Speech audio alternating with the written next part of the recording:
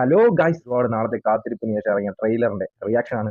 അതെ, കൂലി പടത്തിന്റെ ട്രെയിലർ റിയാക്ഷൻ ആണ്. ഈ ട്രെയിലർ കണ്ടിട്ട് എനിക്ക് തോന്നിയൊരു കാര്യം, ഇത് ഭയങ്കര സംഭവം, ഒരു ഭയങ്കര ഹൈപ്പ് കയറി, നമുക്ക് ഭയങ്കര ത്വര കയറി. ഇപ്പൊ നാളെ പടം ഇറക്കിയ പോയി കാണാം. അങ്ങനത്തെ അത്ര ഹൈപ്പ്, അത്ര ലെവലിനോട് കൂടിയുള്ള ട്രെയിലർ അല്ലായിരുന്നു.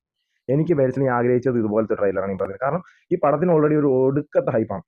അപ്പൊ ഈ ട്രെയിലറും ചുമ്മാ ഹൈപ്പ് കയറിയ സാധനം ഇട്ട് വെറുതെ ഓവർ ഹൈപ്പ് കയറി നമ്മൾ പടം കാണുമ്പോൾ നമുക്ക് ആ ഹൈപ്പിന് എന്താ ഒന്നും കിട്ടത്തില്ല. ഒരു സിമ്പിൾ ആയിട്ട് ഒരു സാധനം ഇറക്കി വിട്ട് കഴിഞ്ഞാൽ ആ ലെവലിന് ഹൈപ്പ് അങ്ങ് നിൽക്കും. അപ്പൊ നമ്മൾ പടം കാണുമ്പോൾ തിയേറ്ററിൽ പോയി കണ്ട് എക്സ്പീരിയൻസ് ചെയ്യുമ്പോൾ നമുക്ക് ഒരു സാധനം കിട്ടും. അതാണ് വേണ്ടത്. ഈ പടത്തിലെ കാസ്റ്റിംഗ് തന്നെ അമ്മാതിരി ഹൈപ്പ് ഏറിയ കാസ്റ്റിംഗ് ആണ്. നാഗാർജുന, സൗബിൻ, സൂപ്പർ സ്റ്റാർ രജനി, ഹിന്ദിയിൽ നിന്ന് അമീർ ഖാൻ, കന്നഡയിൽ നിന്ന് ഉപേന്ദ്ര, അങ്ങനെ ഒരുപാട് പേരുള്ള ഒരു വമ്പൻ താരനിരയുള്ള ഒരു പടം. എന്തായാലും ഇത് ലോക്കിയുടെ സംഭവമായിരിക്കും. എ സർട്ടിഫിക്കറ്റും കൂടെ ഞങ്ങൾക്ക് കിട്ടിയിരിക്കുന്നത്. അപ്പം പക്ക വയൻസ് സംഭവം തന്നെ ആയിരിക്കും. അത് തിയേറ്ററിൽ നമുക്ക് കണ്ട് എക്സ്പീരിയൻസ് ചെയ്യുന്നതാണ് ഏറ്റവും നല്ലത്. സത്യം പറഞ്ഞാൽ ഇതാണ് നല്ലത്.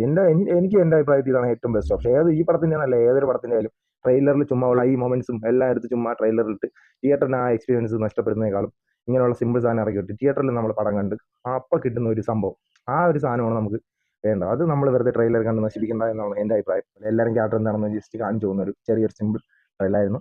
കൂടുതലൊന്നും കാണിച്ചില്ല. പടം ഓഗസ്റ്റ് 14 കണ്ട് നോക്കാം. കണ്ടിട്ടറിയാം എങ്ങനെയാണ് ലോക്കി പണി വെച്ചിരിക്കുന്നത്.